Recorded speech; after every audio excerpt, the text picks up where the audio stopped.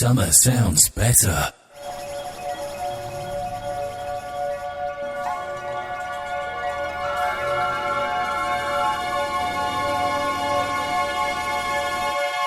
You keep on giving me the hold up.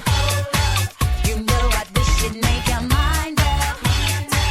'Cause when we getting on it so, you used to be my Romeo. 'Cause you see my dear, I have had enough of keeping quiet about all this stuff. You're neurotic like a yo-yo. You used to be my Romeo. Let it all go. Let it all go. Let it all go. Let it all go.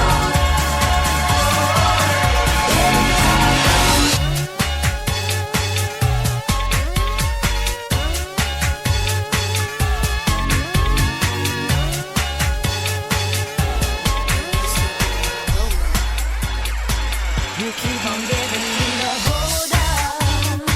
You know I wish you'd make your mind up. 'Cause when we get it on, it's so. You used to be my Romeo. 'Cause you see, my dear, I have had enough of keeping quiet about all this stuff. You're neurotic like a yo-yo. Oh, you used to be my Romeo. Let it all go. Let it all go. Let it all go.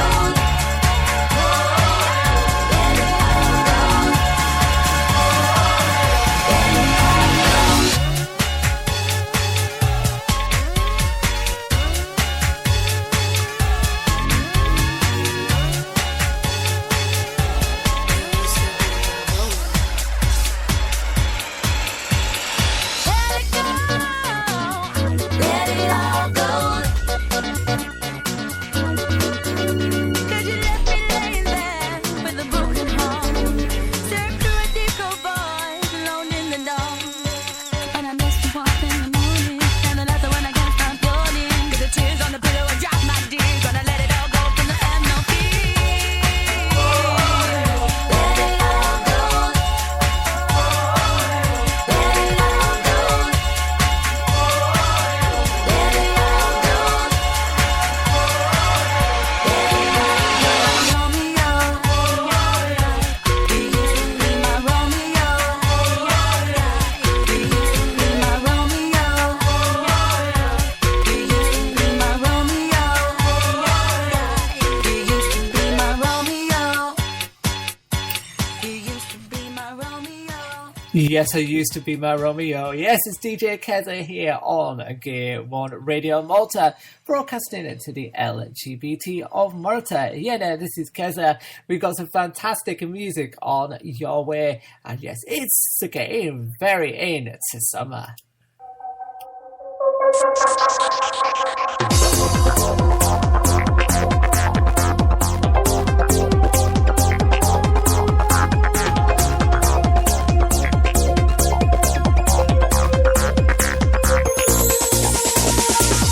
You're doing fine most of the time. You sit and wonder what tomorrow brings. All kinds of things. You sit and wait. You have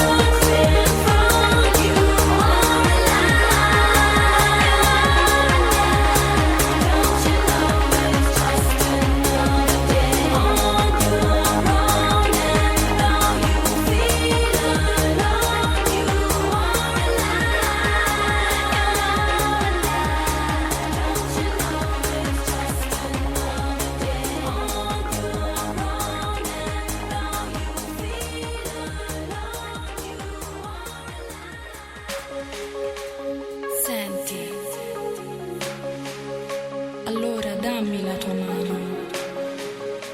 Ti farei scoprire il più bel tempo della primavera.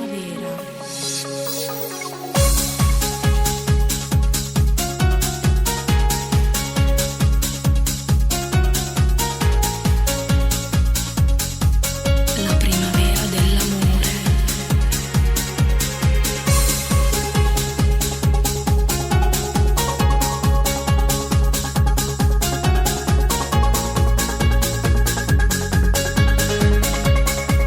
La primavera dell'amore.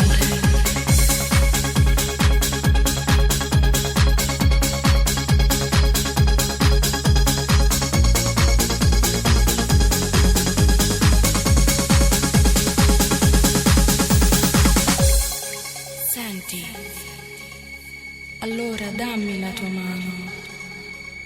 Ti farei scoprire il più bel tempo della primavera.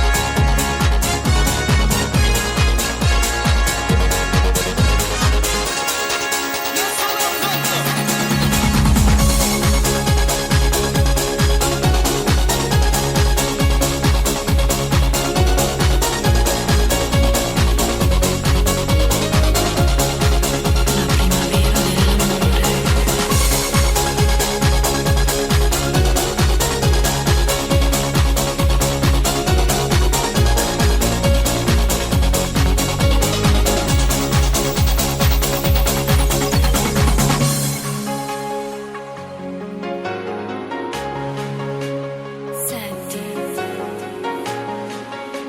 allora dammi la tua mano.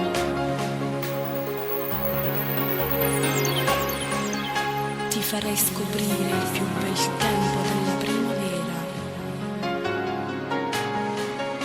La primavera dell'amore.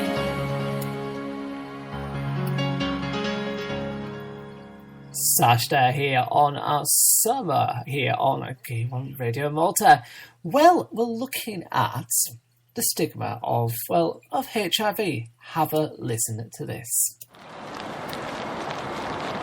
This man is living with HIV, living being the operative word.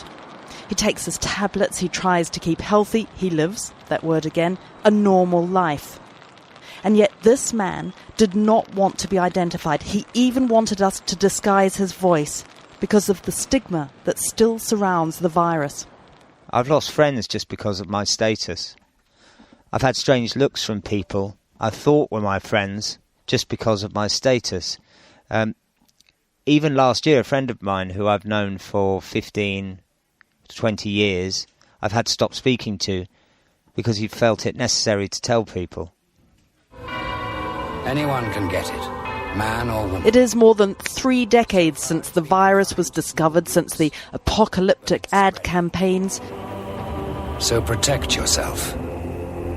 And read this leaflet when it It's arrives. decades, too, since we saw Princess Diana shaking the hands of a patient with AIDS, an attempt to tell the world that you can't catch the virus this way.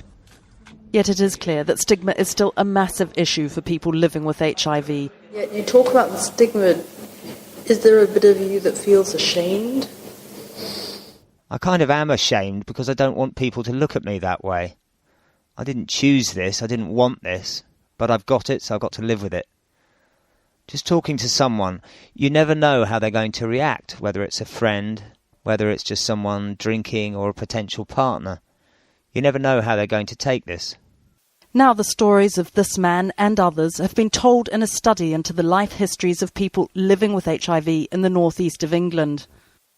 The report by sociologist Andrew Dalton tells of shocking failures around HIV, including around testing, diagnosis and confidentiality. People felt a lot more isolated when it came to their GPs.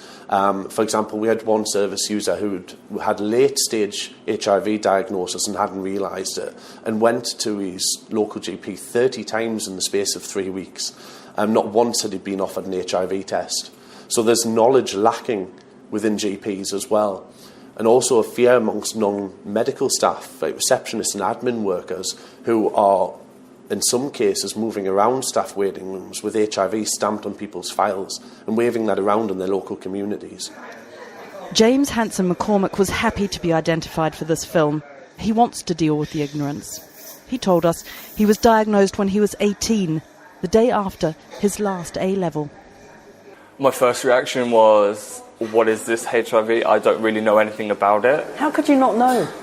Just no education. I remember being at school and all we were ever taught about was heterosexual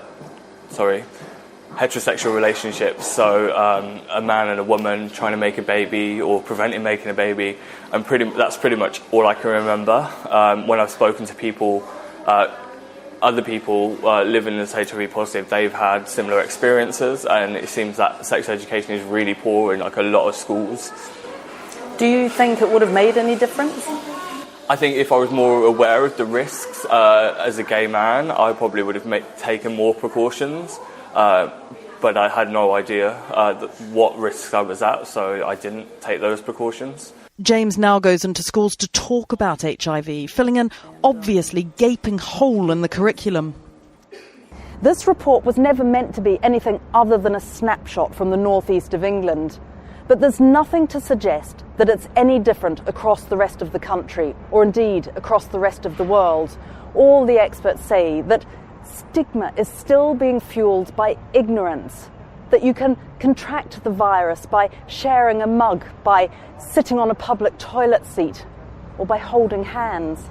James indeed has his own story about ignorance. A few weeks after I was diagnosed, I told a handful of friends, and I was out for drinks with one friend.